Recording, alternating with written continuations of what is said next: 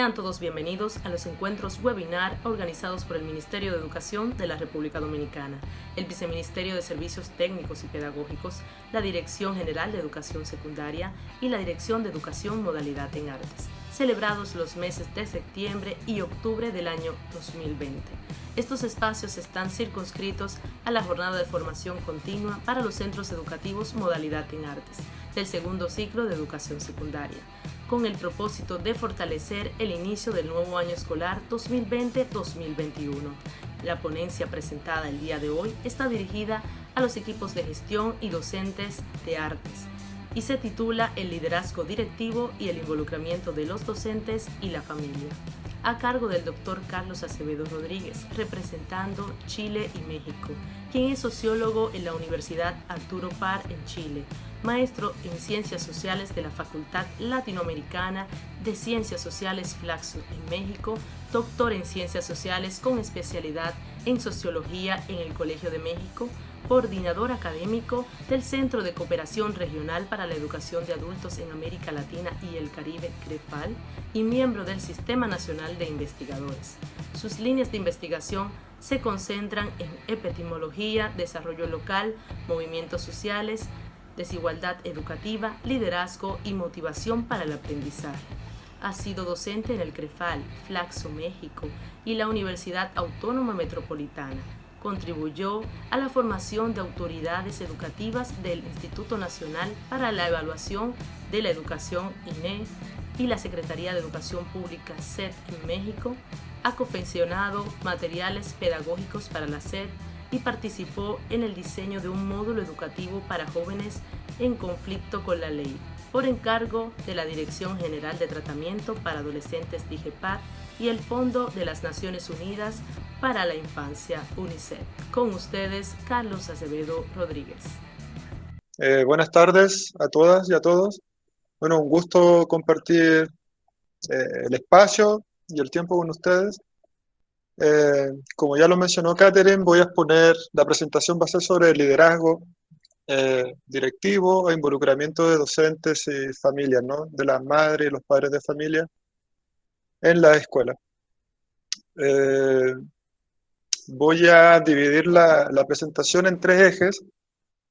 Un primer eje es, bueno, voy a presentarle algo sobre este tema de la literatura especializada, una sistematización de la literatura especializada, qué nos dice la literatura y la investigación científica sobre este tema, y luego voy a desarrollar dos ejes que son las investigaciones que yo mismo he realizado con grupos de colegas.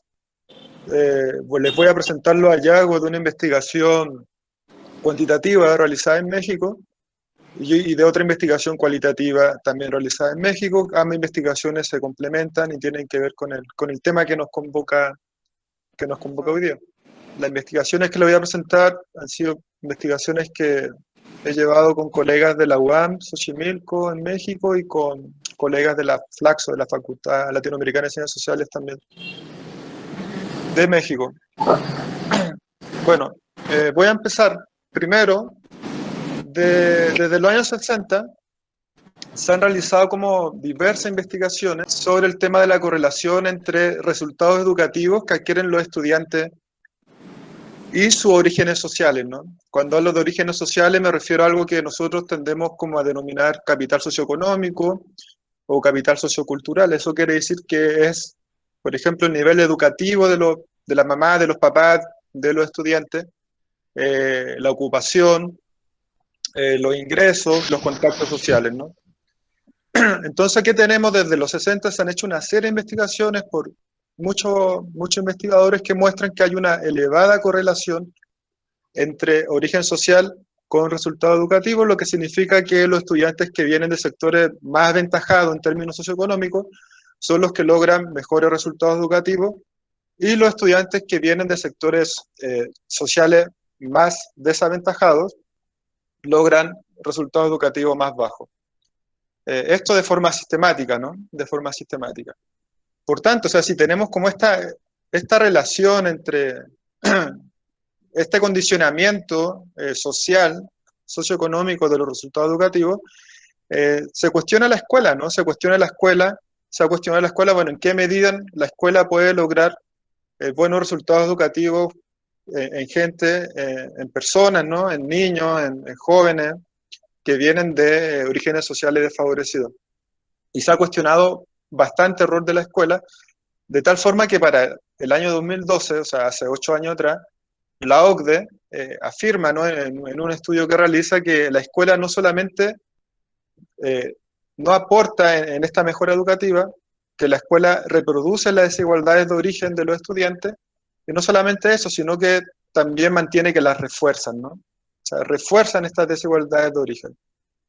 Eh, entonces, bueno, a partir de esto se arma también todo un debate, ¿no? La capacidad que tiene la escuela para minorar y enfrentar los orígenes eh, socioeconómicos de los estudiantes, principalmente de los estudiantes, obviamente, desfavorecidos. Ahora, sin embargo, también en los estudios que se han llevado a cabo y que hemos llevado a cabo, hemos detectado escuelas que salen de este patrón, ¿no? O sea, son escuelas que atienden a sectores desfavorecidos, muy desfavorecidos, y que a pesar de eso logran muy buenos resultados educativos. Esas escuelas se conocen como escuelas efectivas o escuelas eficaces. Nosotros las conocemos más como escuelas de equidad en las investigaciones que nosotros realizamos. ¿Por qué escuelas de equidad? Porque son escuelas que promueven como la equidad social como un proceso más integral, ¿no? Y lo que hemos visto que estas escuelas, que son casos atípicos, o sea, que se salen como de esta norma, ¿no? De esta reproducción social, hay dos como factores escolares o dos dimensiones escolares que aportan en la mejora educativa o en el aprovechamiento educativo.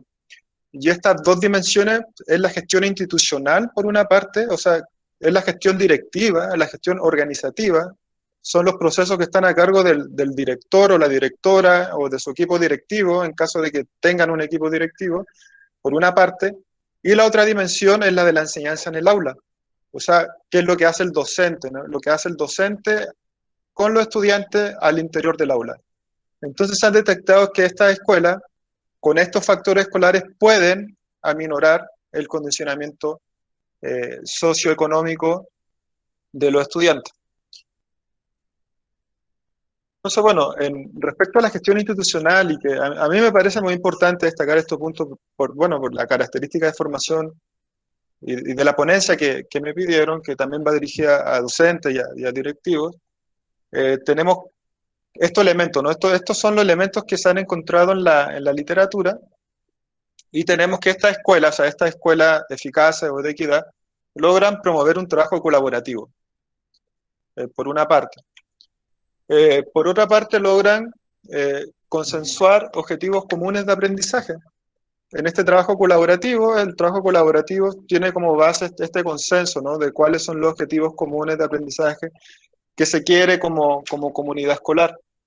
Hay un seguimiento y monitoreo del quehacer docente de parte de la dirección. O sea, la dirección monitorea y sigue el trabajo docente, hay mucha observación del trabajo en aula. Las decisiones que se toman a nivel directivo no son decisiones, no son ocurrencias, más bien tienen que ver con la generación, con el levantamiento, con la generación y el procesamiento de información, ¿no? Y también, muy importante es que esta gestión directiva logre integrar a las mamás y a los papás en las actividades escolares y en el apoyo de los hijos, ¿no? En el apoyo de los estudiantes. O sea, logran comprometer, involucrar a la mamá y a los papás para que apoyen a su hijo, para que estén al pendiente de cómo le va en la escuela y le puedan prestar un apoyo. Por otra parte está esta dimensión que les comentaba, que es la que ocurre en el aula, ¿no? O sea, lo que ocurre es lo que nosotros conocemos como el triángulo didáctico que se conoce, que es la relación entre el docente, el contenido y el estudiante, o también se conoce como núcleo pedagógico, pero son procesos que tienen lugar al interior del aula, o sea, donde ocurre efectivamente el proceso de enseñanza-aprendizaje. Y la literatura nos dice que eh, precisamente al interior del aula son profesores, docentes involucrados, que planifican sus clases, que generan un ambiente de respeto y confianza, ¿no? En los estudiantes, conocen la situación particular de cada estudiante en el proceso de aprendizaje, o sea, sabe quién va bien, cuáles son las habilidades de uno o los vacíos de otro, y tienen un conocimiento como muy particularizado de esos estudiantes. Hay una preocupación para que los estudiantes se motiven, aprendan, se expresen y encuentren sentido al conocimiento que se está tratando de transmitir, o sea, que sea un conocimiento significativo, ¿no? Que, o sea, que lo que se busca transmitir tenga una utilidad para el estudiante, pero que también lo relacionen con sus conocimientos previos y que en este mismo ambiente que les comentaba de confianza, los estudiantes no tienen que tener temor a expresarse, ¿no? A expresarse, a plantear sus puntos de vista. Y este último punto siempre sale como muy relevante en todos los estudios que se llevan a cabo, que es de la retroalimentación o feedback, ¿no? O sea, son docentes que realizan una retroalimentación constante en el aula, cuando se está haciendo un trabajo, tarea, van haciendo un seguimiento y van retroalimentando constantemente a los estudiantes, ¿no? Entonces, este es un aspecto que es fundamental y se repite constantemente en diversos estudios.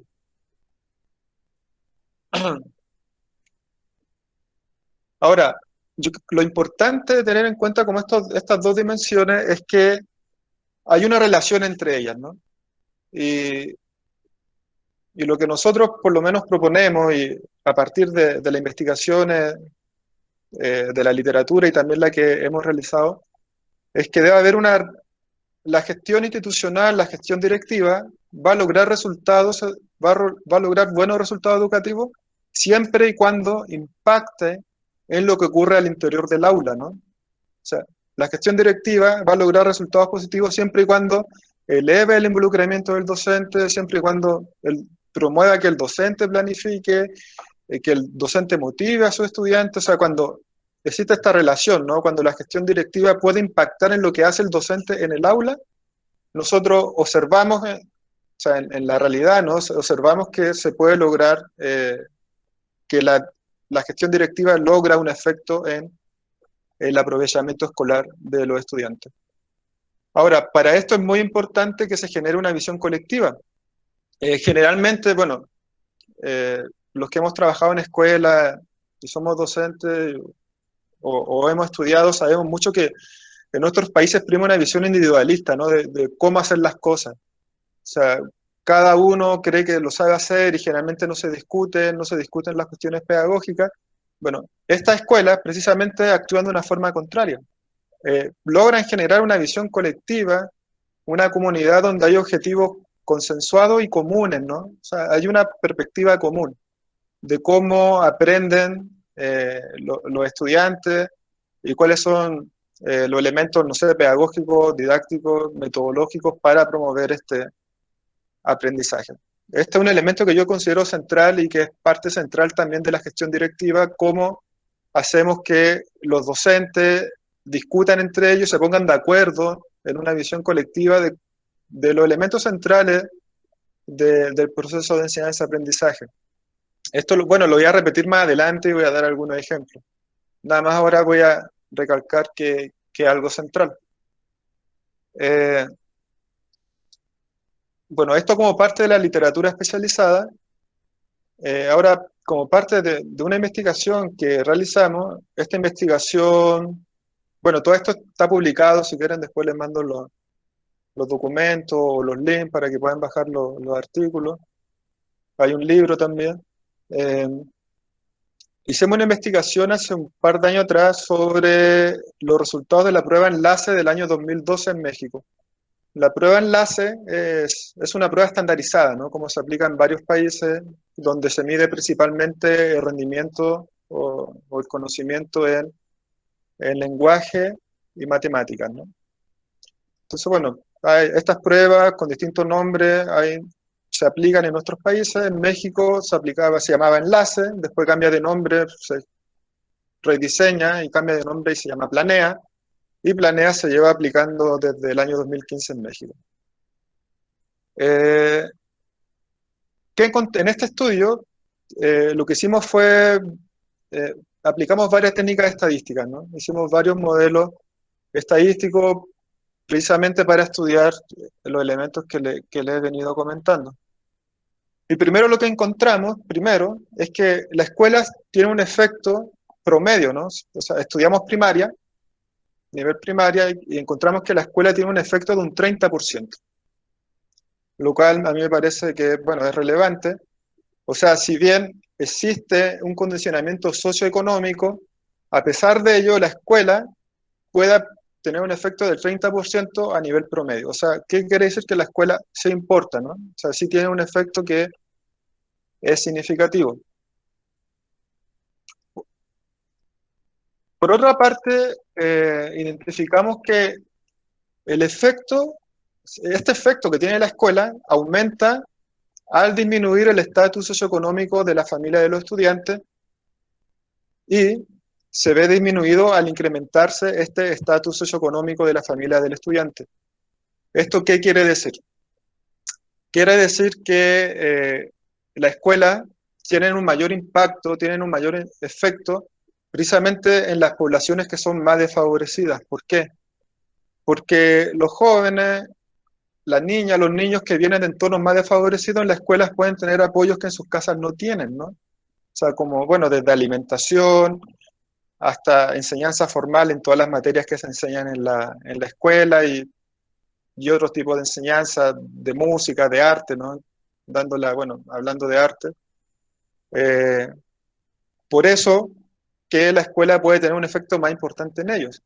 Y contrariamente, encontramos que los estudiantes que vienen de familias más aventajadas, o sea, de las familias más ricas, les va bien igual, o sea, independientemente de la escuela que vaya, siempre les va bien. ¿Por qué? Porque ellos reciben, o sea, gran parte de su éxito escolar no se explica por la escuela, se explica por los apoyos que ellos tienen en sus familias, no se explica porque sus padres tienen niveles altos de educación, porque tienen buenas condiciones para estudiar, ¿no? Porque tienen les contratan profesores particulares, los llevan a museos, les dan clases de música particular, etcétera, ¿no? Una serie de características que independientemente de las escuelas que ellos vayan, van a lograr buenos resultados educativos. Entonces, bueno, en contraste con los sectores más desfavorecidos, ¿no? O sea, lo repito, los sectores más desfavorecidos no tienen este apoyo y logran más bien conseguir este apoyo en la escuela. Por eso que la escuela tiene un mayor impacto en los sectores más pobres, en los sectores más desaventajados. Eh, bueno, es un elemento creo que central a destacar.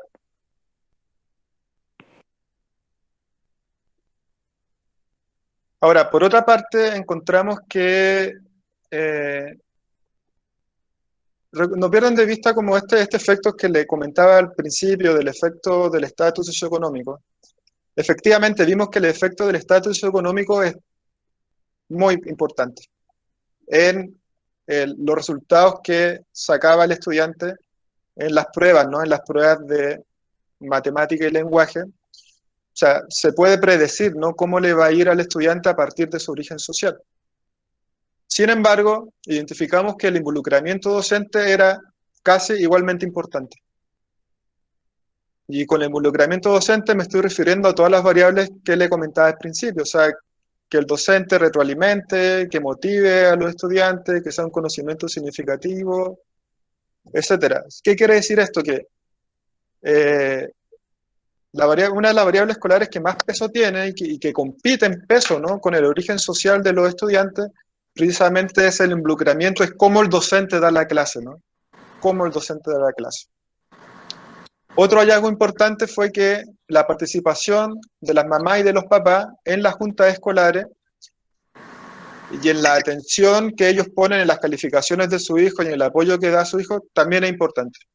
No es tan importante como el involucramiento docente, pero también es relevante para aumentar los resultados educativos de los estudiantes. Entonces, con esta base, podemos decir, ¿no? Como conclusión, bueno, de estos estudios estadísticos que llevamos a cabo, es que las desventajas sociales de los estudiantes pueden aminorarse si los padres se involucran junto con los docentes, ¿no? O sea, eso lo sabemos, o sea, podemos aminorar estos condicionamientos socioeconómicos si los docentes se involucran y también se involucran en este proceso las mamás y los papás y que tal relación se ve potenciada en un contexto de gestión directiva efectiva, o sea, en un contexto donde el director o la directora promueve este involucramiento, ¿no? O sea, promueve que el docente se involucre en el proceso de enseñanza-aprendizaje, pero que también promueve que las madres y los papás se involucren, ¿no? En el apoyo y en el seguimiento que le dan a sus hijos. Bueno, nosotros teniendo estos hallazgos nos preguntamos, bueno, identifiquemos, acá estamos hablando de 761 escuelas, ¿no? Que fue este estudio cuantitativo. Y nosotros nos planteamos esta pregunta, bueno, pero ¿qué están haciendo esas escuelas atípicas que le comentaba al principio? ¿Qué están haciendo esas escuelas que atienden a sectores muy desfavorecidos y que logran altos resultados educativos? ¿Qué están haciendo? Entonces, para responder a esa pregunta, primero había que identificarlas, ¿no? O sea, había que identificar a estas escuelas atípicas o escuelas efectivas o escuelas de equidad. Entonces, bueno, de estas 761 escuelas, dijimos, bueno, las escuelas que atienden en promedio a los estudiantes que, bueno, en promedio son desfavorecidos, pero que logran resultados educativos del promedio más una deviación estándar de los resultados estandarizados. O sea, eso quiere decir que logran buenos resultados educativos por sobre el promedio, ¿no? O sea, atípicamente logra muy buenos resultados educativos. Y encontramos 40 escuelas. O sea, de las 761 escuelas, solamente 40 escuelas se podían considerar como escuelas eficaces o escuelas de equidad. Y bueno, y ustedes saben que suele ocurrir que de repente a algunas escuelas les va bien un año y después bajan, después suben, ¿no? O sea, tienen discontinuidad en ese sentido.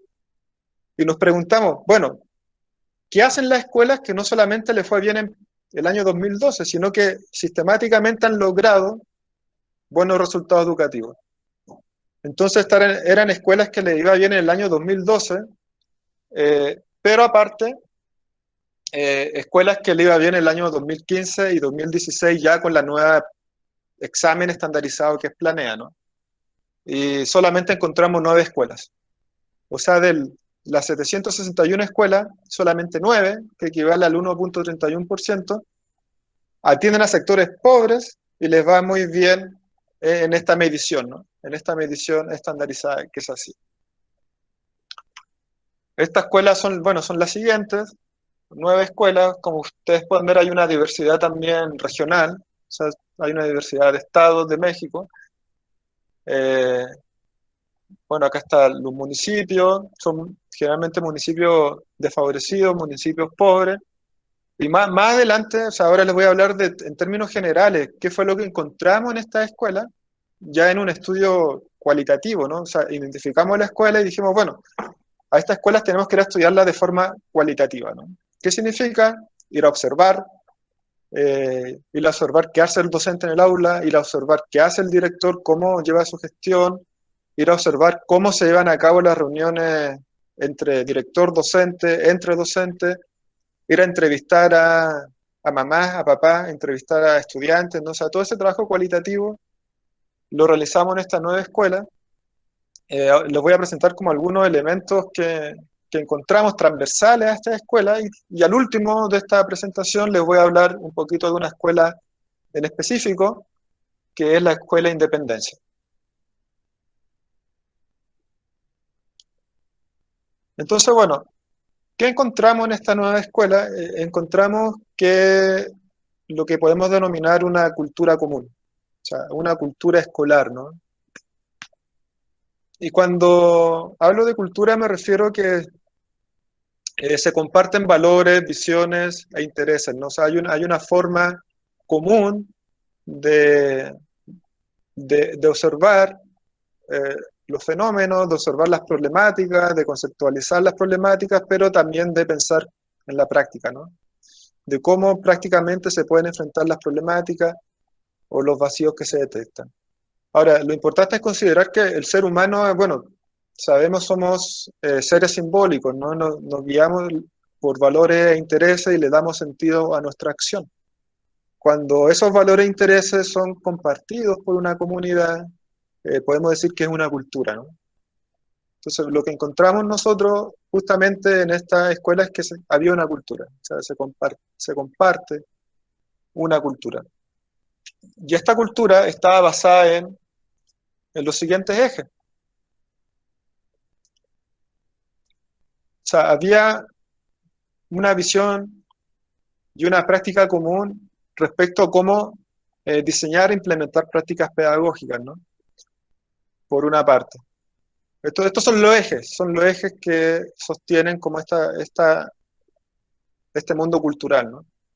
Otro eje es que había coincidencia en crear un ambiente propicio para el trabajo colaborativo, un ambiente donde no se tiene temor a discutir aspectos pedagógicos y a quedar expuestos a equivocarse y al error. Más aún, un ambiente de trabajo colectivo donde el error es bienvenido y visto como una oportunidad de aprendizaje. A mí esto me parece central porque generalmente nosotros hemos sido formados en una cultura distinta, ¿no? En una cultura donde castiga el error. O sea, por eso que, por ejemplo, a los estudiantes se castiga con una calificación negativa cuando se equivocan, se castiga el error. En las evaluaciones que se hacen, cuando el director no hace algo bien o el docente se castiga que se haya equivocado, ¿no? Y generalmente también se hace en términos laborales, ¿no? O sea, en términos no solamente de la gente que labora en la escuela, sino que en general, ¿no? Se castiga el error, se castiga el equivocarse. O sea, estamos formados en una cultura que castiga el que uno se equivoque, por tanto, hay que evitar mostrarse como alguien que comete un error, ¿no? Como alguien que tiene cuestionamiento.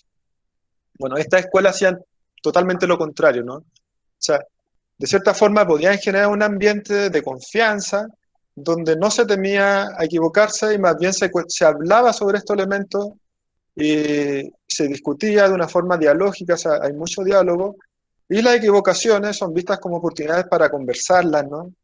Para llegar a acuerdos y para saber cómo podemos enfrentar, eh, enfrentar esto como estas prácticas, ¿no? Entonces creo que ese es un elemento también bastante importante a destacar. Otro es que se generaba la asistencia de un liderazgo directivo en la que los docentes se sentían seguros de llevar a cabo un proceso en que se evalúan y cuestionan sus métodos de enseñanza, en que se comparten experiencias y todo ello a partir de la evidencia basada en lo que ocurre en el aula. Ahora, ¿esto qué quiere decir? O sea, generalmente los docentes y bueno, y a muchos profesionales no les gusta que se metan como en su espacio de profesional particular, ¿no? Es como, bueno, si yo estoy dando la clase, no me gusta que venga el director a observarme, o no me gusta que venga otro docente, o que vengan otros docentes a observarme en mi espacio particular, ¿no? Se sienten invadidos, por una parte. Entonces, esto transformaba esta situación, o sea, pero tiene que ver con los elementos anteriores, o sea, si generamos un ambiente de confianza, de consenso, donde no te estoy observando para castigarte, sino que es una cuestión más propositiva y formativa, eso tiene que ver con que se genera una apertura, ¿no? Se genera una apertura para que los docentes sean observados en sus clases y también para que los docentes hablen entre ellos, ¿no? Para que digan, mira, a mí me funcionó esto o no me funcionó esto, ¿cómo te funcionó a ti? Y se genera también algo que es muy importante y que hay autores que lo han destacado, dos de ellos centrales, uno es Stenhouse y el otro es Elmore, ¿no? Stenhouse habla de los docentes como investigadores y Elmore habla de las teorías de la acción. Pero eso, ¿qué significa? Significa que los docentes discutimos sobre nuestras prácticas pedagógicas y ponemos a prueba, ¿no? Ponemos a prueba ciertas prácticas y vemos cómo nos sale y la discutimos y de ahí vamos viendo en conjunto si va funcionando o no va funcionando o qué hay que cambiar o qué no hay que cambiar, ¿no? Entonces, por eso que también está esta perspectiva de que el docente puede ser un investigador, ¿no? Pero eso no se produce en el aire, o sea, se produce en un contexto, regreso, de gestión directiva, donde se puede promover un ambiente de confianza, de apertura al error. Y por último, tenemos este elemento de que hay un logro de coherencia entre objetivos y valores básicos en la comunidad escolar. O sea, es parte de esta cultura, ¿no? O sea, cuando uno va a estas escuelas de equidad, o sea, uno preguntaba, a ver, ¿cuáles son los ejes? ¿Cuáles son como los objetivos últimos que quiere llegar la escuela? Y todo el mundo te dice lo mismo. Todo el mundo dice, no, los ejes, nuestros objetivos son estos, te lo dicen los docentes, te lo dicen los directivos, te lo dicen las mamás, los papás, ¿no? O sea, hay un consenso y de cierta forma la gente está remando para la misma dirección, ¿no? O sea, hay una, en este caso, una sinergia, pero lo que se logra a partir de objetivos comunes. Por eso que eh, acá le quiero destacar bueno, esto ya lo decía Rosenholz en los 80, planteaba que sin definiciones comunes, la colaboración entre colegas y directores carece de utilidad. ¿Qué significa esto? Significa que, o sea, ahora está muy de moda, ¿no? Está muy de moda hablar del trabajo colaborativo, del trabajo en equipo, del trabajo colegiado, pero lo que sabemos, y ya lo decía Rosenholz, y nosotros igual lo constatamos en estos estudios, es que como que esa cooperación o ese trabajo colaborativo no tiene ningún rendimiento educativo si no se basa en definiciones comunes, ¿no? Si no se basa en objetivos comunes, si no se basa en una visión común de cómo se ve la escuela y cuáles son los objetivos que se quieren lograr. O sea, no es cooperar por cooperar, ¿no? Sino más bien es cooperar con base en una visión común y en una visión colectiva. Y regreso, la importancia que tiene la gestión directiva para promover ese ambiente, ¿no? Ese ambiente laboral, ese ambiente organizativo. Ahora, de forma más concreta, les quiero mostrar las prácticas ya que detectamos en esta escuela. No les quiero dar un recetario, más bien son las prácticas, ¿no? Son las prácticas transversales que detectamos y que fueron comunes a esta nueva escuela. Y que obviamente se desprenden de estos acuerdos colectivos, de estos ejes que nosotros llamamos culturales, ¿no? O sea, de estos ejes, de estos colectivos culturales se desprenden una serie de prácticas, las cuales son estas. O sea, se produce una gestión institucional directiva centrada en lo pedagógico, en el aprendizaje de los estudiantes. Es muy común ir a escuelas y constatar lo contrario, ¿no? Constatar que el director o la directora está, pero bombardeado de trabajo administrativo, ¿no? Y principalmente trabajo administrativo que le piden sus autoridades, el ministerio está bombardeado con eso, ¿no? O sea, gran parte se la pasa en puro trabajo administrativo. Bueno, en esta escuela detectamos que, de cierta forma, los directivos pueden generar estrategias para, en vez de enfocarse en el trabajo administrativo, se enfocan en lo que es más bien el trabajo pedagógico, en el aprendizaje de los estudiantes. Entonces, bueno, esto es muy importante y también es muy importante a nivel o sea, que lo tengan en cuenta los ministerios porque tienden a hacer lo contrario, ¿no? Tienden a llenar de trabajo administrativo a los directores y tienden a sacarlo totalmente del tema fundamental, que es lo pedagógico. Por otra parte, detectamos que hay una elevada frecuencia de las relaciones de los agentes educativos, o sea, se relacionan bastante, tanto en reuniones formales como informales. Hay una confianza, se muestran confianza cuando se llevan a cabo estas relaciones.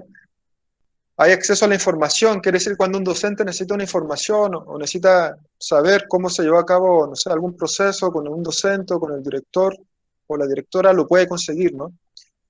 Ya hay una profundidad y congruencia de la interacción. Yo creo que este punto último es bastante importante porque es lo mismo, o sea, uno puede ir a escuelas que uno ve así, es que los profesores son buena onda entre ellos, se juntan, no sé, van a fiesta o lo que sea, ¿no? Pero lo que nosotros detectamos es que no solamente es que se junten y sea buena onda entre ellos, sino que cuando se juntan, hablan, debaten y llegan a acuerdos sobre temas pedagógicos. O sea, no se trata de que nos juntemos y discutamos y la pasemos bien y hablemos de cualquier cosa o de chisme, ¿no? Sino que estos docentes en estas reuniones formales e informales discutían mucho sobre temas pedagógicos, sobre qué no funciona y sobre qué no nos funciona en el aula.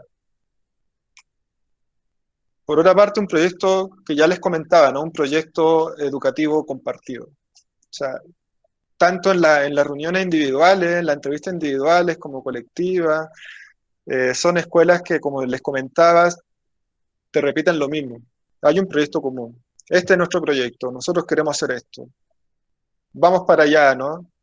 Eh, pero de nuevo, la importancia de la gestión directiva para lograr ese proyecto común. También había un conocimiento de parte de los directivos de la fortaleza y debilidades de los profesores, ¿no? Te decían, no, mira, mis profes son buenos en esto, pero les falta esto, pero también de una forma propositiva, ¿no? O sea, les falta esto, pero estamos trabajando en cómo lo enfrentamos, estamos trabajando en estas formaciones porque a mis profes les faltan esto, pero también estamos haciendo esta estrategia porque mis profes son buenos para esto, ¿no? Entonces hay un conocimiento como bastante personalizado que tienen los directivos, los directores de sus propios profesores. Ahora, algo que es muy difícil en nuestros países es que estas comunidades escolares, o sea, son comunidades bastante como democráticas, ¿no? En el sentido que hay un liderazgo distribuido, hay un liderazgo horizontal, y por tanto hay una apertura en este caso a la creatividad, a las propuestas de los mismos docentes, ¿no? O sea, son comunidades bastante propositivas. ¿Por qué digo que es difícil? Porque gran parte de nuestra escuela y, bueno, y ambientes laborales en general funcionan de otra forma, ¿no? Funcionan de forma verticalista, autoritaria. Eh, entonces estas escuelas pueden como darle vuelta o pudieron darle vuelta como a esa carga, ¿no? A esa carga cultural que en muchos de nuestros países traemos. Entonces más bien pueden promover como unas cuestiones más colaborativas, pero en un ambiente más democrático, más participativo y más propositivo. Y había por lo mismo una apertura bastante alta a la flexibilidad, en el sentido de que, bueno, un profe tiene que hacer algún trámite o lo que sea, se le da el permiso y se reemplaza por otro, o tiene que hacer, no sé, un permiso para otra cosa. O sea, hay una flexibilidad bastante importante y una flexibilidad que en gran parte de los casos choca contra la normativa del Ministerio de Educación. O sea, muchas veces el Ministerio de Educación, con todo este trabajo administrativo, está dedicado al control, ¿no? O sea, que los profes vayan, que asistan, que cumplan tales horas. En cambio, en esta escuela vimos que más que estar preocupados de la normativa del control, están preocupados por el bienestar y la comunidad de los docentes, ¿no? O sea, que si tenían algún problema familiar se les diera la oportunidad o alguna situación pudieran eh, manejar sus tiempos, ¿no? Manejar sus tiempos en esta flexibilidad. Hay una capacitación también constante de docentes y directores y socialización del conocimiento. Yo creo que esta última parte de la socialización del conocimiento es fundamental porque generalmente, bueno, con las reformas educativas que se vienen dando desde los 90 en América Latina, ha aumentado muchísimo lo que es la formación continua del docente, ¿no? Y de directores, las capacitaciones, pero lo que identificamos en estas escuelas es que se tiende a socializar ese conocimiento. Por ejemplo, si algunos docentes toman un curso, luego en la misma escuela se hacen un curso, se replica el curso, o se hacen talleres para discutir lo aprendido, para conversar sobre lo aprendido y así con otros, ¿no? Con otros tipos de formación. Lo mismo hacen los directores, lo mismo hacen los docentes, o de repente un docente dice, bueno, yo voy a tomar tal curso, eh, a veces son cursos que son por iniciativa propia y cuestan, entonces dice, bueno, yo lo tomo, pero luego socializo el conocimiento entre mis pares, ¿no? Entonces también encontramos muchos de esos. Docentes que estaban haciendo cursos, pero también especialidades, diplomados, maestrías, algunos doctorados, y los conocimientos que iban adquiriendo lo iban socializando entre los pares y también con el director. Bueno, elevada preocupación por la planificación y evaluación del trabajo docente, esto más o menos ya lo he dicho, ¿no? O sea, son docentes que planifican y que son evaluados. Ahora, acá quiero destacar que cuando estoy hablando de evaluación, en esta escuela estoy hablando de evaluación formativa, ¿no? Estoy hablando de evaluación para la mejora. Estoy hablando de evaluación para ver cómo mejoramos. No estoy hablando de evaluación punitiva, no estoy hablando que tu salario o tu plaza dependa de la evaluación, ¿no? O que tu reconocimiento social o que tu reconocimiento escolar dependa de la evaluación, para nada. Estas son evaluaciones formativas donde lo que se busca es que mejoremos el proceso, ¿no? El proceso entre todos. Y algo muy importante y que les voy a mostrar más adelante, por lo menos acá en México el Ministerio de Educación le pegó muy fuerte como a este elemento, es que hay una continuidad. O sea, hay una continuidad de docentes y de directores. Uno va a esta escuela y son directores o directoras que llevan 15 años, 20 años, 30 años, y también con un grupo de docentes que llevan mucho tiempo. O sea, no se observa como en otras escuelas, que también hemos estudiado, el tema de la rotación docente o directiva, ¿no? Como paréntesis, o sea, bueno, yo también he estudiado y hemos estudiado con diferentes equipos qué es lo que ocurre en las escuelas que no le va bien, ¿no? O sea, en las escuelas contrarias a esta. ¿Qué ocurre con esas escuelas? Y una como de los procesos como más relevantes de esa otra escuela es que hay una elevada rotación. Hay una elevada rotación de los docentes, son docentes que están un tiempo, un año y se van, son directores igual que están un año, 2 años y se van, 3 años. Entonces, ¿qué implica eso? Que es muy difícil que con una rotación de profesionales se pueda lograr una comunidad, ¿no? O sea, a ver, de repente ya lo están haciendo bien, llevan 2, 3 años, lo están haciendo bien, pero y cambia el personal, ¿no? Entonces es empezar todo de nuevo, empezar todo de cero. Bueno, esta escuela, al contrario, ¿no? O sea, tienen directoras, directores que llevan bastante tiempo y un núcleo de docentes, que eran la mayoría que también lleva bastante tiempo en las escuelas. Lo otro es que hay una inserción de las escuelas en redes que le permiten cubrir sus necesidades, o sea, tanto redes como locales como a otros niveles, ¿no? O sea, ¿qué quiere decir? Que son escuelas que se relacionan y tienen conversaciones formales e informales con otros colegios, con universidades, con centros de salud, con juntas de vecinos, ¿no?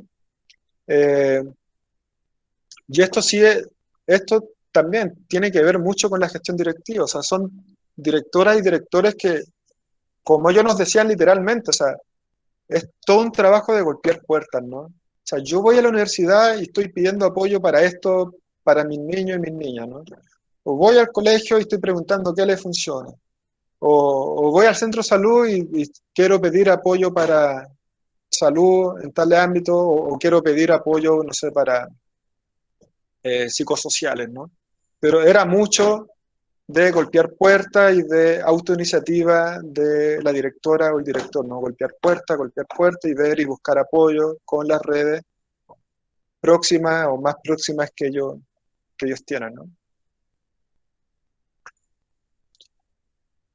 También, bueno, ya lo he dicho, hay distintas acciones de integración de las mamás y los papás a las actividades escolares y a la formación de sus hijos o pupilos, ¿no? O sea, eso también es importante. O sea, hay un trabajo especial de la directora, del director y de los docentes en convencer, o sea, a los papás, a las mamás, y decirle, mira, es importante que tú apoyes en esto, ¿no? Es importante que vengas a la junta escolar, es importante que realices tales actividades, porque de eso depende no sé, el bienestar general de tu hijo o hija, pero también que le vaya bien en la escuela, y que se aleje de tales prácticas, etcétera. Entonces, igual hay un proceso mucho de integración, pero en este sentido, ¿no? De las mamás y de los papás. Un liderazgo distribuido, que como ya les comentaba, son escuelas más bien democráticas, horizontales, que funcionan bueno, en lógicas que nosotros llamamos como de gobernabilidad democrática o de gobernanza. O sea, son antitéticas a modelos autoritarios, verticalistas de gestión, y más bien se adhieren a una gestión horizontal. Por eso que hablamos de un liderazgo distribuido. ¿Y qué quiere decir esto? O sea, acá entramos ya derechamente al tema del poder, ¿no? O sea, también tenemos que tener en cuenta que somos animales políticos y el poder siempre está presente en nuestras relaciones sociales, ¿no? Entonces acá hay una distribución del poder, hay una distribución de la toma de decisiones, hay un ceder y también aspectos, bueno, que voy comentando más adelante, pero el aspecto político también es relevante, ¿no? Destacarlo. Y por último, quiero destacar este punto, que, que son directores muy bien formados, en el sentido de que, o sea, tienen bastante conocimiento eh, teórico, de estudios, pero mucho conocimiento experiencial, ¿no? De su propia experiencia. Y ellos siempre nos destacaban el manejo de las emociones que tienen, ¿no? El manejo de las emociones, de cómo pueden procesar conflictos, de cómo pueden conciliar intereses. O sea, son personas que están muy formadas como en ese ámbito, en el ámbito también, o sea, no solo del conocimiento, sino que de la importancia de lo afectivo, la importancia de la cuestión emocional, para poder ser buenos, eh, para ser buenos líderes, para, para poder ser, conciliar los conflictos que se van dando día a día, ¿no? Acá aprovecho de resaltar un punto, o sea, por otra parte no hay que tenerle miedo al conflicto, el conflicto es algo, a ver, esto que suena bien bonito que yo le estoy diciendo, que le estoy comentando de la escuela, no quiere decir que sean espacios totalmente armónicos, eso no existe, ¿no? Eso no existe en ninguna comunidad de ningún nivel, ¿no? No existe en ninguna institución, no existe en ninguna escuela, siempre hay conflictos, somos seres humanos y siempre va a haber conflictos. Ahora, lo importante es cómo procesamos esos conflictos, ¿no? Entonces, en este sentido, esta directoria y directores podían procesar estos conflictos y llevarlos a buen término, ¿no? Pero manejando temas de conocimiento y también, muy importante, manejando temas de cuestiones emocionales.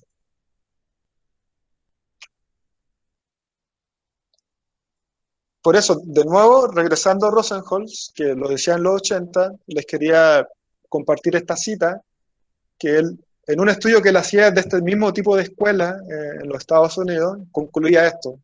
En el 86 o el 87, por ahí concluía que la relación entre el director y los profesores no tenía un efecto directo sobre el desempeño escolar, pero sí un efecto indirecto cuando estaba mediatizado por objetivos comunes de la escuela y por la contratación de profesores, su socialización y evaluación. O sea, vuelvo al mismo punto, no se trata de colaborar en el vacío, ¿no? Se trata de colaborar a partir, sobre la base de una cultura, de valores, de intereses comunes.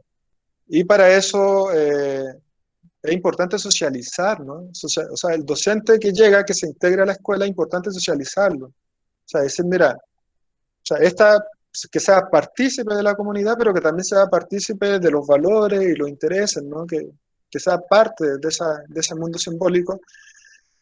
Y de nuevo, cuando se habla de evaluación, también estamos hablando acá de evaluación formativa, ¿no? No es una evaluación para te voy a castigar, no es una evaluación para te voy a dejar en ridículo, no es una evaluación para humillarte, no es una evaluación para castigarte. Más bien siempre es una evaluación para la mejora. Yo creo que eso en todos los ámbitos, ¿no? Yo creo que eso en todos los ámbitos, tanto del aula como del trabajo entre profesionales, que creo que tenemos que asumirlo y tener muy clara su importancia. Eh, bueno, como les comentaba, igual esto hay que tener en cuenta que el sistema, cada escuela es un sistema educativo, ¿no? Pero también es un sistema político. Es un sistema político donde hay valores, donde hay intereses, donde hay grupos, quizá hay grupos de docentes, generalmente ocurren choques generacionales, ¿no? Nosotros lo hemos visto mucho, o sea, un grupo de docentes que son más antiguos, que piensan de una forma, versus los docentes más jóvenes que piensan de otra forma, entonces, y tienen más o menos eh, disidencias, ¿no? Entonces, lo que hay que tratar de hacer como gestión directiva es eso, ¿no? Tratar de promover una visión común y de que se vayan eh, como limando asperezas y limando como diferencias que pueden ser importantes y negociando, ¿no? Esto también tiene mucho que ver con negociar. O sea, es como yo quiero que tú compartas nuestra visión, pero para eso igual tengo que negociar, tengo que ceder, ¿no? Tengo que darte algo. O sea, te doy flexibilidad, te doy esto, te doy reconocimiento. Entonces hay que tener en cuenta que también la gestión de una escuela, como de cualquier otra organización, es también una gestión política. ¿Por qué? Porque somos animales políticos y somos animales simbólicos. Y en esta cuestión simbólica, es importante, ¿no? Tener en cuenta, o sea, conocer cuáles son los valores, los sentidos de nuestro cuerpo docente, ¿no? Y cuáles se contraponen, cuáles no, y cómo podemos hacer, con esa base, cómo podemos hacer que llegar a consensos, ¿no? Aceptando que hay diferencias, porque siempre va a haber diferencias, pero cómo a partir de esas diferencias podemos negociar y llegar a consensos. Es un proceso al final también político, ¿no? Y que cuesta bastante, cuesta bastante. Estas escuelas no son escuelas efectivas o de equidad, no sé, en el corto plazo, ¿no? Son escuelas que les costó eh, años, ¿no? Para llegar a para llegar a esta cultura común, para procesar los conflictos, para negociar, pero hay que tener en cuenta eso igual, ¿no? Por lo mismo, o sea, hay que tener en cuenta de que, no sé, un nuevo director o directora que llega a una escuela no es que vas a lograr resultados en el corto plazo, ¿no? Porque tiene que conocer todo esto, o sea, tiene que conocer los valores, los intereses, tiene que saber cuáles son los grupos, tiene que lograr confianza, pero también tiene que procesar los conflictos y tratar de llegar a acuerdos, y eso lleva tiempo, eso lleva bastante tiempo. Bueno, ahora como tercer eje del, de la presentación, y ya para ir finalizando, les quería comentar el caso de la Escuela de Independencia, que es un caso específico de una escuela de equidad que estudiamos. Y, es una escuela que está en el estado de Guanajuato, en México, en el Valle de Santiago. Es una comunidad, está inserta en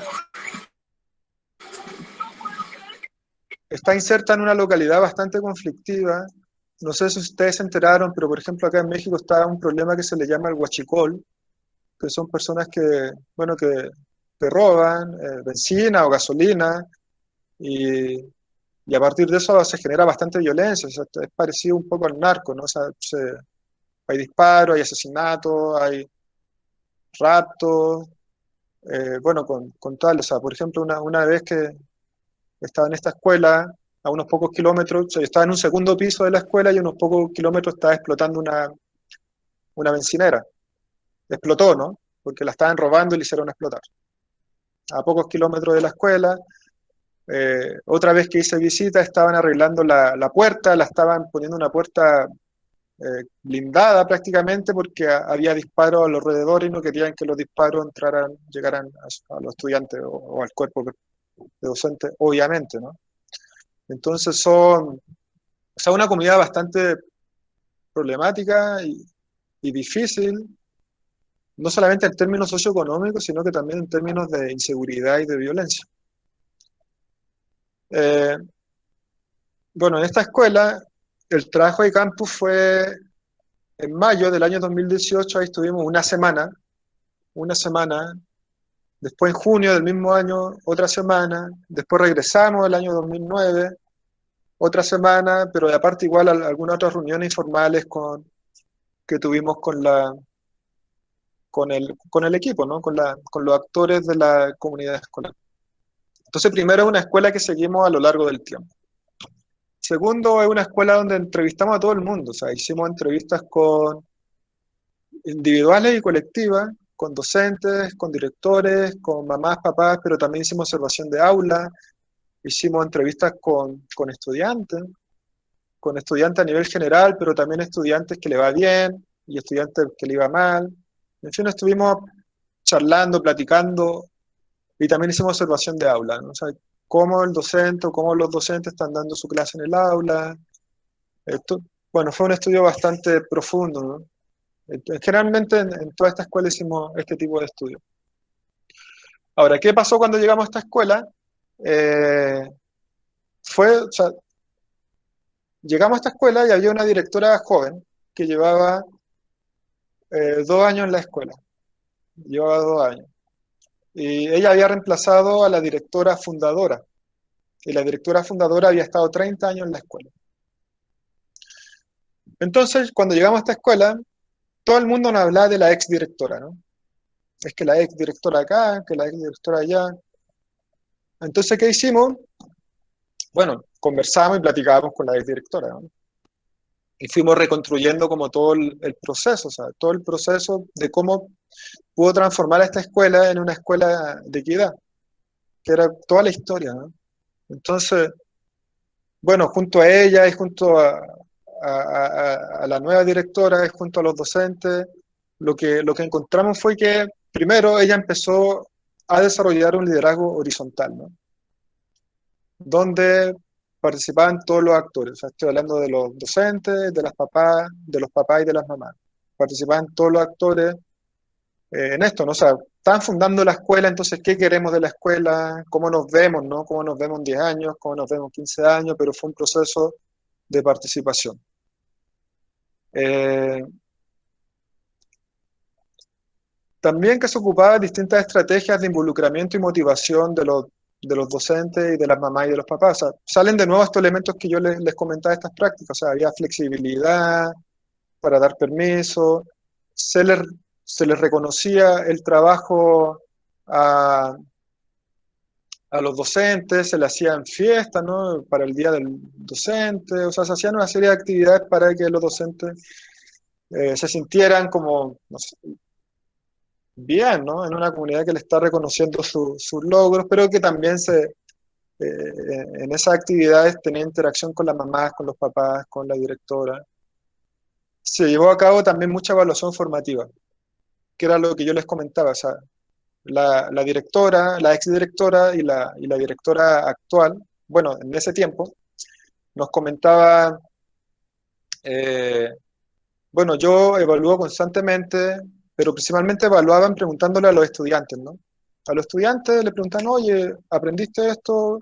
¿O cómo están en esto? Entonces, a partir de esas evaluaciones que eran bastante informales, decían, bueno, los profesores tenemos que formarlo en estas dimensiones, ¿no? Le falta esto. Pero es bastante también formación informal, que era lo que les decía, o sea, era mucho de, contactaban a un docente eh, y les decían, oye, ¿me puedes ayudar, no sé, con revisar este tema de matemática, ¿no? Porque mis docentes andan como débiles y venía un docente de otra escuela y tiene que ver también con estas redes que yo les comentaba, ¿no? Como informales, o sea, redes con universidades, con otros colegios y así iban, ¿no? Eran, ¿me puedes echar la mano, ¿no? ¿Saben ayudarme con esto, con esto? Era mucho de eso. O sea, era mucho de autogestión. O sea, más que una cuestión que tenga que ver con la autoridad o con el ministerio, era mucho de autogestión. Y algo muy importante que eh, también los docentes, o sea, como ellos tenían claro, los docentes y la directora como tenían claro de que era muy importante que los docentes apoyaran a su hijo e hijas, los docentes se dieron o desarrollaron un proceso para formar a las mamás y a los papás. De forma extraescolar, ¿no? O sea, a veces los fines de semana se juntaban y le decían, mira, así puedes ayudar a tu hijo o hija en matemática, en lenguaje, y le reforzaban algunos conocimientos o derechamente los formaban, ¿no? O sea, también había una formación eh, de docente hacia las mamás y a los papás. Ahora, esto al principio costó mucho, ¿no? Al principio la exdirectora nos contó que al principio le costó que sobre todo involucrar a las mamás y a los papás, ¿no? Que al principio le costó. Pero ¿cómo lo logró? Lo logró mostrando trabajo. O sea, estoy hablando de una directora fundadora que estaba ahí, o sea, literalmente ayudando a construir la escuela, ¿no? Estaban ahí construyendo, o sea, las aulas, consiguiendo los materiales. Entonces, cuando ya las mamás y los papás ven, o sea, realmente esta gente se está trabajando y se está como, no sé, está dándolo todo por, por nuestros hijos, nuestras hijas, ya era más fácil integrarlo a las mamás y a los papás. Por otra parte, observamos el Consejo Técnico Escolar. El Consejo Técnico Escolar es una actividad que mínimo se realiza una vez al mes en México y bueno, y en este consejo es para discutir cómo va la escuela y planificar. Y en esta escuela fundamentalmente se discutían temas pedagógicos. En esta nueva escuela se discutían principalmente temas pedagógicos y lo mismo que ya he venido diciendo, qué te funciona, qué no te funciona, cómo lo podemos hacer, ¿no? Ahora, versus Muchísimas escuelas que hemos visitado, o sea, también llevan a cabo los consejos técnicos, también se juntan a hablar, pero ¿de qué hablan? Del puro chisme o de otras cosas que no tienen que ver con lo pedagógico, ¿no? Entonces acá también caracterizaba a esta escuela de que eh, se discutían temas pedagógicos, de las estrategias pedagógicas, qué le funcionaba o qué no funcionaba. Eh, bueno, también está este tema que yo les comentaba, ¿no? La negociación, el ver la escuela como un sistema político. Tanto la ex directora como la nueva directora nos comentaban que era muy importante para poder negociar, poder formar como bases comunes, ¿no? Entonces, ¿qué hacían? O sea, toda esta cuestión que yo les digo de socializar el conocimiento y discutir el conocimiento servía mucho para tener una base común a partir de la cual negociar, ¿no? Entonces, en una comunidad donde socializamos el conocimiento, donde nos formamos en algo y lo compartimos, o sea, no solamente sirve en términos de promover la calidad educativa, ¿no? En términos de ser mejores docentes, sino que también sirve para tener una base común para llegar a acuerdos, ¿no? ¿Por qué? Porque así de forma muy simple, decir, no sé, mira, nuestra comunidad escolar, nosotros leemos, no sé, estos tres autores, ¿no? O tenemos toda una perspectiva constructivista y hemos estado estudiando esta perspectiva constructivista, entonces si todos están como más bien en un enfoque similar, es mucho más fácil negociar, llegar a acuerdos y procesar los conflictos. Ahora, como parte de la cultura que nosotros identificamos, vimos que todo el mundo nos decía, cuando le preguntamos, bueno, ¿cuáles son las bases de la escuela? ¿No? Siempre nos hablan de trabajo colaborativo, disciplina y educación de calidad.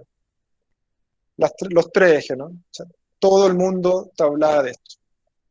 Lo mismo, ¿no? Las mamás, los papás, ¿no? Que no es menor, o sea, los docentes, los directores te hablan de esto, pero también las mamás y los papás te decían, no, estos son los ejes de esta escuela, ¿no? Estos son los ejes. Y todos estaban convencidos de que el trabajo colaborativo es el camino, todos estaban convencidos de que la disciplina es el camino, y todos estaban convencidos de que estaban promoviendo una educación de calidad, ¿no? Eh, bueno, ya para ir un poco cerrando, les quiero, bueno, comentar que para mí, como que el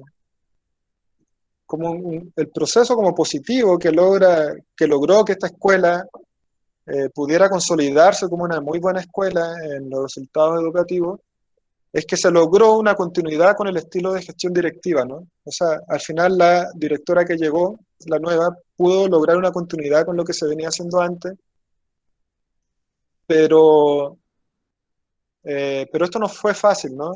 O sea, al principio a esta directora nos comentaba que el primer año le costó mucho. Era una directora muy joven y venía, o sea, con otra formación, ¿no? O sea, si uno compara un docente joven con uno mayor, o sea, son distintas formaciones. Entonces, esta directora venía con otra formación y como muy dispuesta a seguir los lineamientos de la SEP, del Ministerio de Educación y de la Supervisión Escolar, ¿no? Entonces, eso que hacía, si ella seguía los lineamientos, significaba como romper con varias prácticas que se daban en la escuela, ¿no? Con esta flexibilidad normativa que yo les comentaba. El primer año le costó mucho. El primer año le costó mucho. ¿Y qué tuvo que hacer ella? Ceder. Tuvo que ceder. O sea, tuvo que un poco agachar la cabeza y darle autoridad a los docentes. Y también la apoyó mucho la exdirectora, ¿no?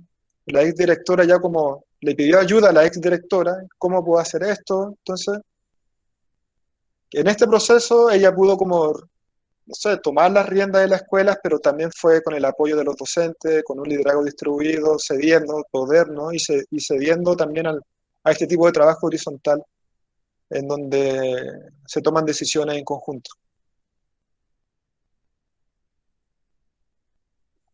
Ahora, ¿qué pasó?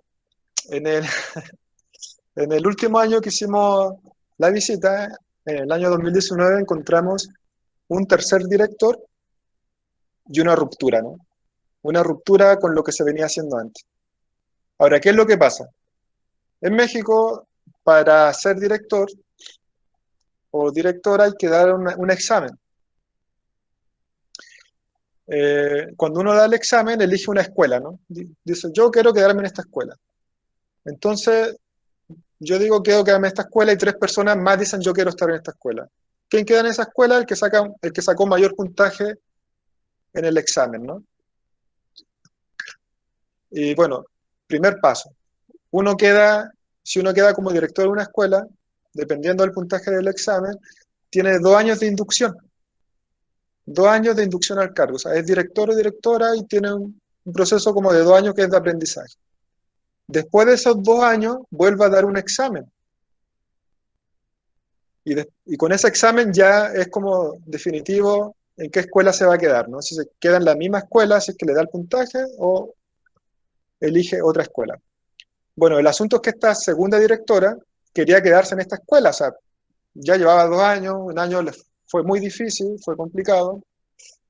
El segundo año ya pudo trabajar bien con el equipo, dio el examen, el tema es que no le alcanzó el puntaje para quedarse en la escuela Independencia y tuvo que irse a otra escuela.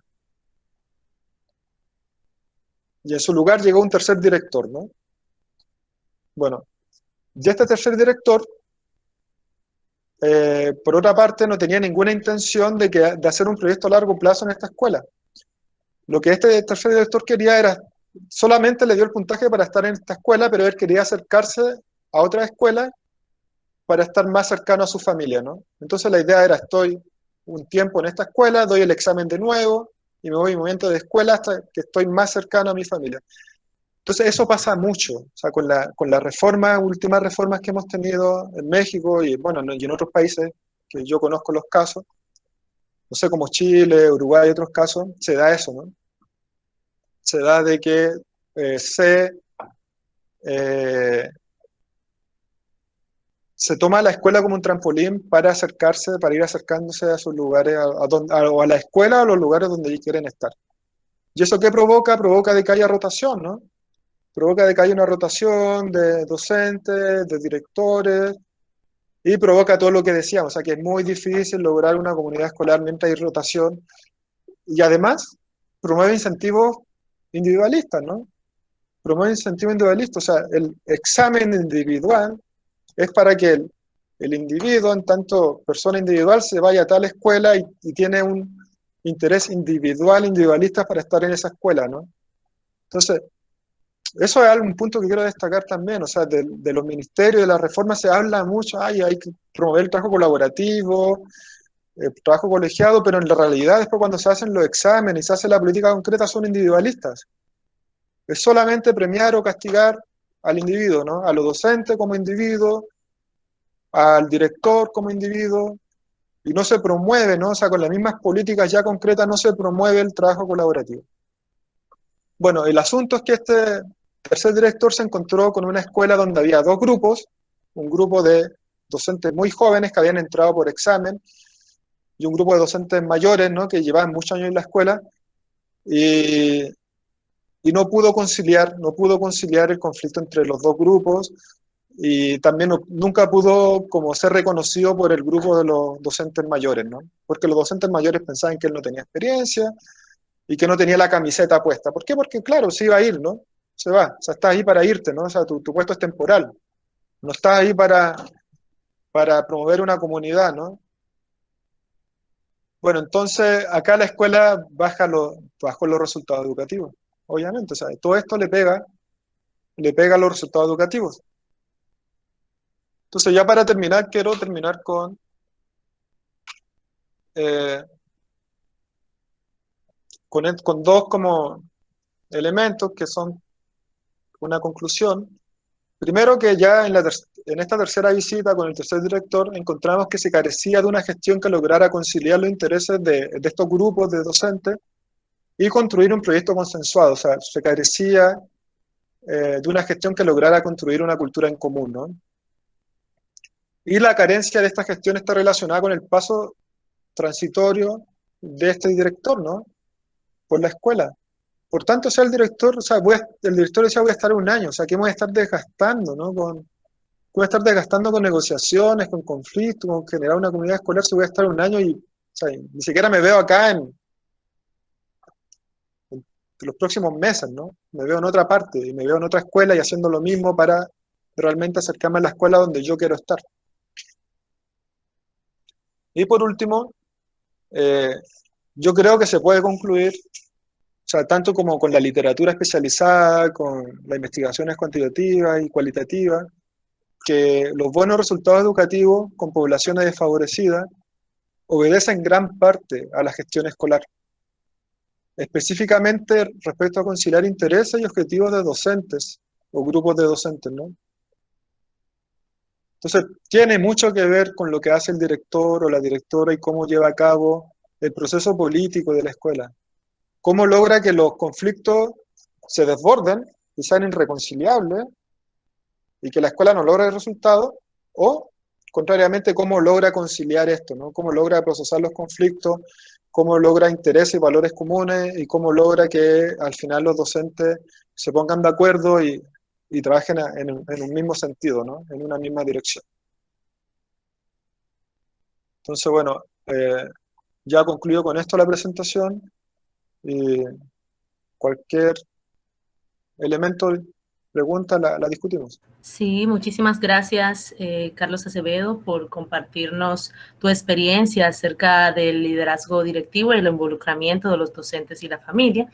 En este momento tenemos algunos minutos para que puedan hacerle alguna pregunta al invitado. Pueden abrir su micrófono solamente la persona que va a hacer la pregunta. Trinilda de Jesús, coordinadora del Liceo Félix Nova en Vallaguana. Es muy interesante todo el planteamiento y me gustaría saber, por ejemplo, cómo podemos hacer esa conexión entre familia y escuela ahora en este tiempo con la virtualidad. ¿Qué sugerencias puede tener? Ok, a ver, el tema de la virtualidad es un gran reto, ¿no? O sea, es un reto en todos los sentidos, es algo que como que ha reflejado la grande desigualdad y las grandes carencias que tenemos en América Latina, ¿no? O sea, por una parte, no sé, en poco tiempo los docentes tienen que eh, ocupar herramientas, ocupar tecnologías para los cuales no estaban preparados. Y bueno, dar clases ahora en otra modalidad, ¿no? En una modalidad virtual. Y también para muchas familias es bastante difícil, ¿no? Es bastante difícil también, ¿no? O sea, sobre todo en las poblaciones desfavorecidas, donde, o sea, por una parte muchas no tienen, ni siquiera tienen la tecnología, ¿no? Y otras, se da este problema también que hablamos como de analfabetismo digital, ¿no? O sea, o sea, hay muchos problemas en utilizar como la, las tecnologías, en saber usar, no sé, o sea, saber lo que en este caso el hijo o la hija está haciendo con la tecnología. Eh, yo creo que, o sea, la forma como de propiciar como esta participación, independientemente de que sea con o sin esta tecnología virtual, son procesos dialógicos, ¿no? Son procesos dialógicos de conversar, de mostrar experiencias también, de mostrar experiencias de cómo se han hecho en otras partes, pero es mucho de conversar, de mostrar el significado o la importancia que tiene que en este caso las familias apoyan y buscar, pero buscar medios también, ¿no? O sea, si estamos trabajando con comunidades donde sus familias no tienen, o sea, no se van a poder conectar al Meet o al Zoom, o sea, hay que ir a hablar directamente, ¿no? Hay que hacer procesos de conversación directamente, pero pero es un tema muy, yo creo que muy difícil, pero que sí pienso que requiere mucho diálogo y conversación y mostrar este tema de la importancia que tiene, ¿no? La gente, como que la gente entiende mucho cuando uno les muestra como experiencia que han logrado como éxitos, ¿no? O que han sido como prácticas, o buenas prácticas, o experiencias exitosas, o con ejemplos, ¿no? Mostrar ejemplos, mira, acá se ha hecho de esta forma, o dar charlas de personas que han logrado, ¿no? Que han logrado como revertir situaciones adversas y que den charlas, que presenten sus propias experiencias, pero yo digo, tratar de promover diálogo a partir de experiencias concretas, no como de especialistas en este sentido, ¿no? Sino que tratar de que vengan otros papás de otras escuelas o que hablen por la tecnología, ¿no? O presencial, si es que se puede hacer en algún momento, pero por la tecnología, que los mismos papás presenten experiencias, que las mismas directoras y directores presenten su experiencia. O sea, los mismos actores, ¿no? Los mismos actores que están ahí implicados en la realidad social, en la realidad cotidiana, hablar y presentar sobre su experiencia. Y en ese sentido yo creo que se pierde bastante, ¿no? Tenemos un capital en ese sentido que no se aprovecha. Por ejemplo, yo les comentaba que en esta escuela fue muy importante el apoyo que dio la ex directora a la nueva directora. Estoy hablando de una ex directora jubilada, ¿no? Que ella estaba jubilada y dio un apoyo a la nueva directora, pero eso se tiende a perder, ¿no? O sea, yo creo que como política escolar y hasta como política pública creo que tenemos que promover más que la gente que tiene experiencia, que se ha jubilado, no sé, está a punto de jubilarse, pero que tiene mucha experiencia en cómo podemos hacer las cosas. Esa gente tiene que formar, ¿no? Esa gente, hay que aprovechar a esa gente y esa gente tiene que dar plática y tiene que mostrar su experiencia y tiene que conversar sobre las situaciones y sobre los problemas que se le han enfrentado y cómo se ha podido más o menos resolver esos problemas. Pero repito, o sea, creo que es algo dialógico, tiene que ser dialógico, conversacional, de mucha conversación y buscar los medios, ¿no? O sea, si no se puede con tecnología, buscar otros medios, pero es conversaciones, es mucho de conversar. Gracias. Una preguntita. Yo quería preguntarle algo. ¿Usted no cree que en un futuro las clases virtuales se estandaricen, aunque pase este tiempo de pandemia, de que exista ya en el futuro las clases virtuales como algo normal? ¿Qué usted opina de eso? Yo creo que bueno, es complicado.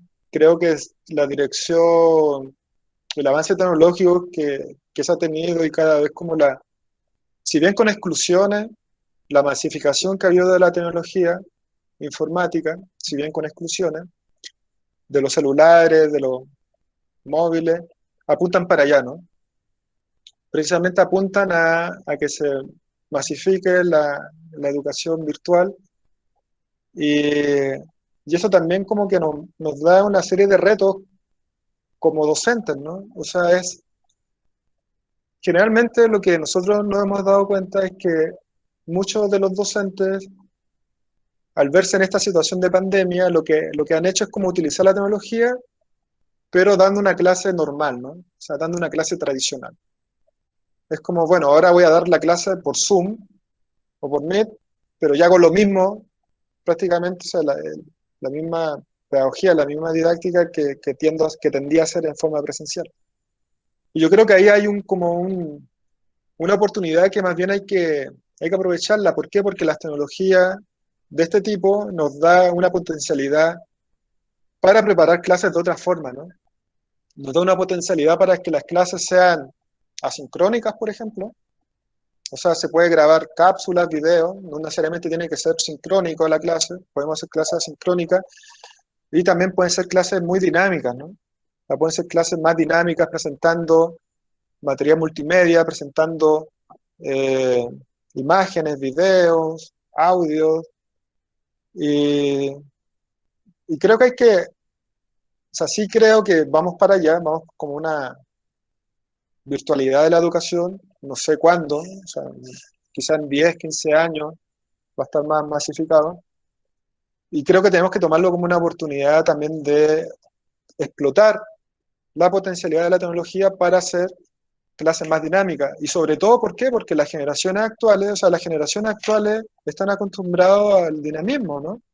O sea, ellos entran a una tablet, tocar, mover, ¿no? Audio, imágenes, está acostumbrado a eso, ¿no? A que sea muy dinámico. Entonces hay que preparar, hay que hacer clases de forma de que se asimile a lo que ellos están acostumbrados ahora, ¿no?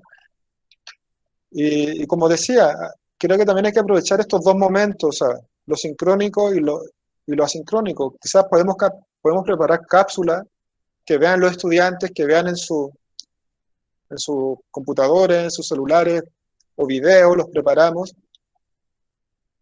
Y después hacer una clase sincrónica para responder dudas, ¿no?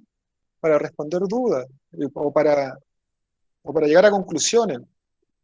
Pero también pienso que hay que unir las dos modalidades, sincrónica y asincrónica. Y por otra parte, que creo que es muy importante, bueno, la literatura especializada nos muestra que las clases presenciales, o sea, como mucho deben ser de una hora, ¿no? Porque después de una hora la gente pierde concentración, pierde atención, y, y ese tiempo en la virtualidad es aún menor.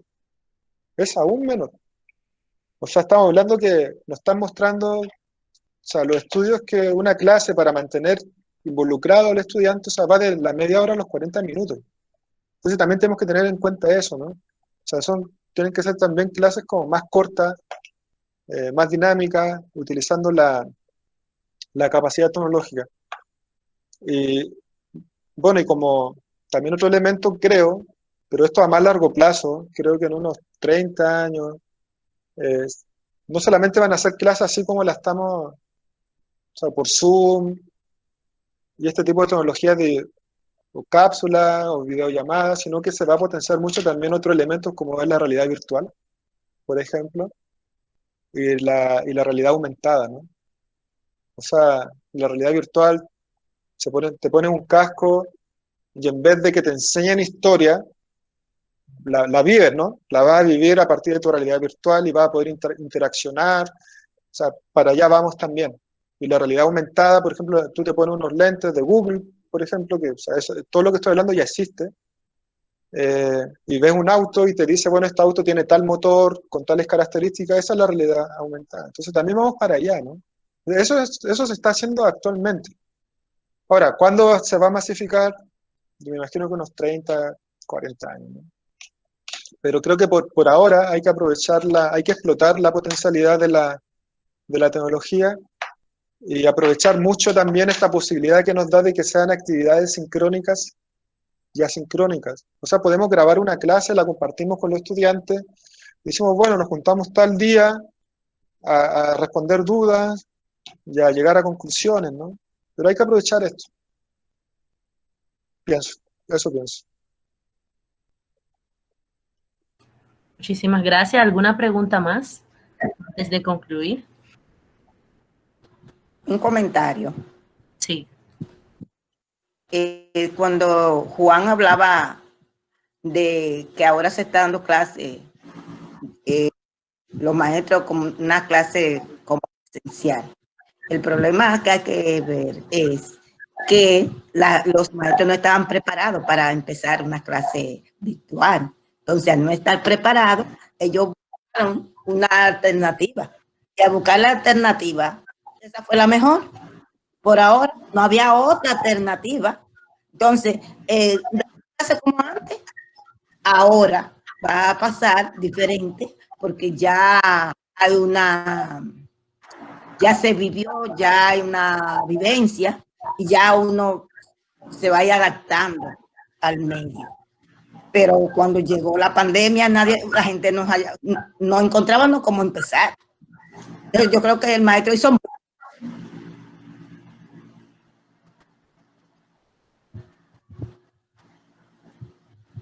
Eso es todo. Muchas gracias. Yo estoy. ¿Alguien más? No, yo nada más comentar el comentario. Yo estoy totalmente de acuerdo. O sea, los docentes han hecho un gran esfuerzo. Aprovecho también de pasar acá el dato que como CREFAL también hemos tratado de apoyar muchísimo hemos abocado nuestros esfuerzos a apoyar al docente.